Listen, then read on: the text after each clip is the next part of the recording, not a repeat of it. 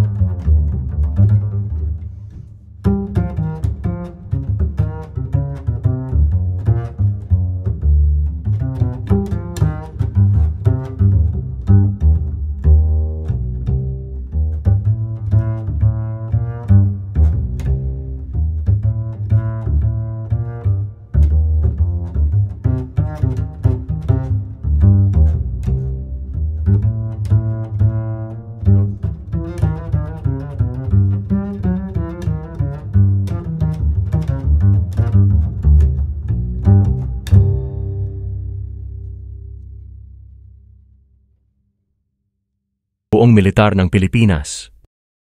Ang Spider ay isang pamilya ng mga bagong henerasyon ng Mobile Air Defense System na nag-aalok ng mga kakayahan at nagbigay ng patunay sa labanan sa loob ng mahigit 15 taon.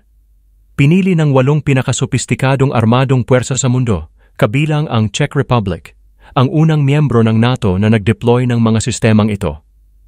Paulit-ulit na ipinakita ng Spider ang pagiging epektibo. Kasama sa pamilya ng Spider ang ilang configuration na iniayon sa mga particular na pangangailangan, tulad ng Spider SR or Short Range, Spider MR or Medium Range, Spider LR or Long Range, Spider ER or Extended Range, at ang pinakabagong Spider All-in-One. Ang mga sistemang ito ay idinisenyo upang mabilis na i-neutralize ang mga sasakyang panghimpapawid, UAV, at precision-guided munitions, at ngayon ay nilagyan upang kontrahin ang mga tactical ballistic missiles. Ang Spider ay isang flexible at nako-customize na sistema na dadala ng sasakyang panghimpapawid at batay sa isang bukas na arkitektura na nagsasama ng mga advanced na sensor, effector, at mga configuration ng launcher. Ang Precision Interceptor Missiles ng Spider, ang Python 5 na may dual-band infrared IIR at CCD seeker, at ang iDerby ER na may 2-pulse rocket motor para sa mas mahabang hanay, ay maaaring iayon sa mga kinakailangan sa pagpapatakbo at misyon. Kabilang sa mga pangunahing benepisyo ng Spider ay ang mga operating at combat-proven system nito. Ang kakayahan nitong makipag-ugnayan at sirain ang malawak na spektrum ng masasamang banta, ang reconfigure nitong open architecture, on-the-move detection at instant firing pagkatapos ng paghinto. Nagtatampok din ang system ng mga dual-use na missiles para sa air-to-air at surface-to-air na pakikipag-ugnayan at isang natatanging kombinasyon ng dalawang uri ng missile na nilagyan ng mga IIR o RF seekers na ginagawang lubhang versatile at epektibo ang Spider. Habang ipinagdiriwang ng Philippine Air Force ang ika-77 anibersaryo nito, ang pagsasama ng sistema ng Spider-MR ay nagmamarka ng isang mahalagang hakbang sa pagpapahusay ng diskarte sa pagtatanggol sa himpapawid ng bansa, na sumasalamin sa patuloy na pangako na gawing makabago at umangkop sa mga bagong dinamika ng seguridad. Maligayang ika-77 anibersaryo sa Philippine Air Force. Mabuhay kayo! Mabuhay ang bawat...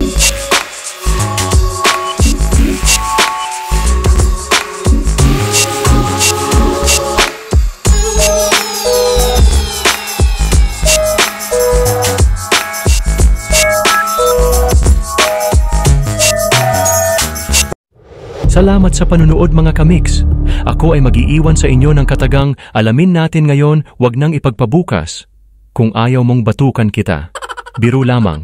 Ingat mga kamix, sa susunod na video na ulit.